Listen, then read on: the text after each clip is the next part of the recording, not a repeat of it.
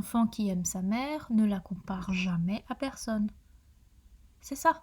Un enfant qui aime sa mère ne l'observe pas et il ne songe pas à la juger.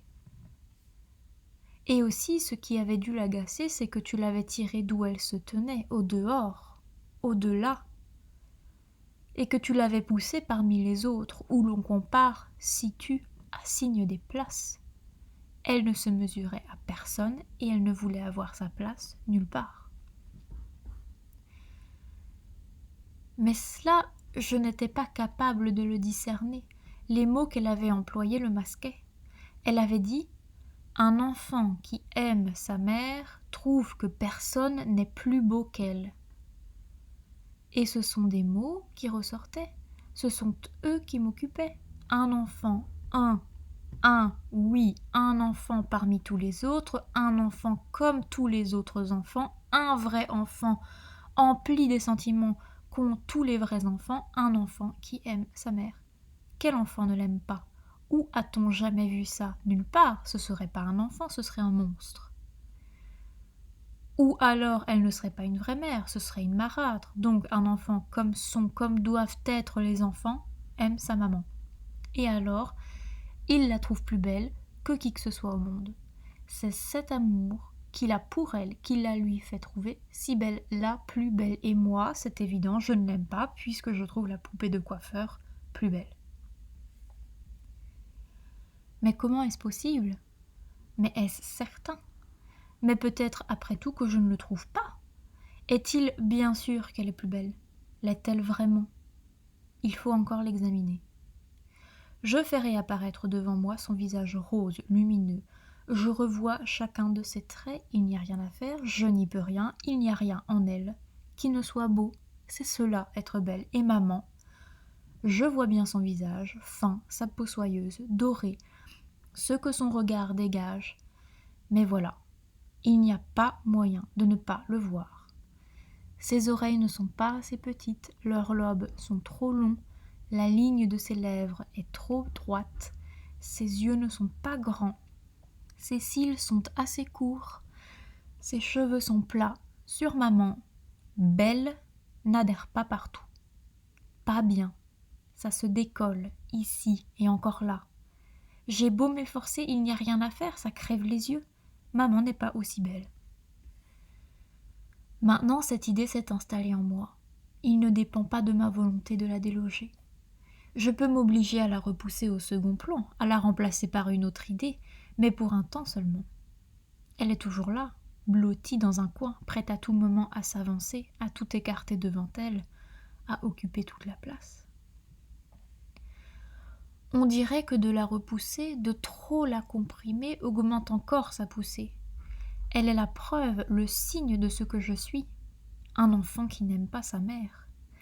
Un enfant qui porte sur lui quelque chose qui le sépare, qui le met au banc des autres enfants, des enfants légers, insouciants que je vois rire, crier, se poursuivre, se balancer au jardin, dans le square. Et moi je suis à l'écart. Seul avec ça, que personne ne connaît, personne, si on le lui révélait, ne pourrait le croire.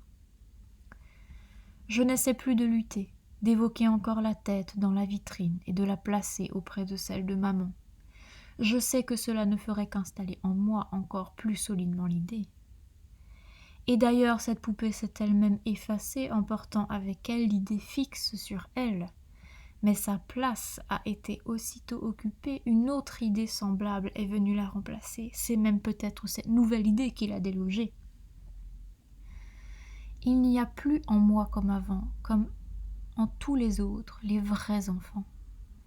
Ces eaux vives, rapides, limpides, pareilles à celles des rivières, des montagnes, des torrents, mais les eaux stagnantes, bourbeuses, polluées des étangs, celles qui attirent les moustiques. Tu n'as pas besoin de me répéter que je n'étais pas capable d'évoquer ces images. Ce qui est certain, c'est qu'elles rendent exactement la sensation que me donnait mon pitoyable état. Les idées arrivent n'importe quand.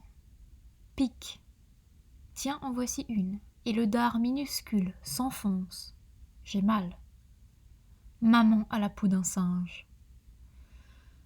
Elles sont ainsi maintenant, ces idées. Elles se permettent n'importe quoi. Je regarde le décolleté de maman, ses bras nus dorés, bronzés, et tout à coup, en moi, un diablotin, un petit esprit malicieux, comme les domovoy, qui jouent toutes sortes de farces dans les maisons, m'envoie cette giclée, cette idée, maman à la peau d'un singe. Je veux essuyer ça, l'effacer, ce n'est pas vrai, je ne le crois pas, ce n'est pas moi qui ai pensé ça. Mais il n'y a rien à faire.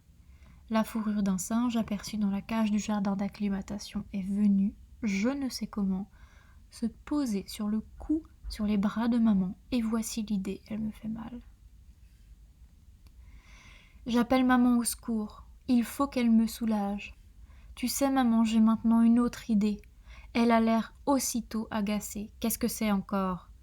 Eh bien, je pense que tu as la peau d'un singe. Elle va regarder ce que j'ai là, ce qui a poussé en moi, malgré moi. Nous allons le regarder ensemble. C'est si ridicule, grotesque, on ne peut que s'en moquer. Elle va éclater de son rire, qui me fait toujours rire avec elle. Nous en rions toutes les deux. Et l'idée s'en ira là d'où elle est venue, là où elle est née, quelque part hors de moi, dans un lieu que je ne connais pas. Ou encore, maman dira « Eh bien, j'en suis ravie. Tu te souviens comme ils étaient mignons, ces petits singes ?» Une réponse que tu imagines maintenant. Bien sûr, mais j'attendais sans pouvoir l'imaginer exactement quelque chose de cet ordre qui m'apporterait aussitôt l'apaisement. Mais maman a un rire méprisant et elle me dit « Eh bien, je te remercie, on n'est pas plus gentil. » Je ne crois pas que j'ai jamais été plus seule avant cela, ni même après. Aucune aide à attendre de personne, livrée sans défense aux idées. Un terrain propice sur lequel elle pouvait faire tout ce qu'elle voulait. Elle s'ébattait, s'appelait entre elles et en venait toujours d'autres.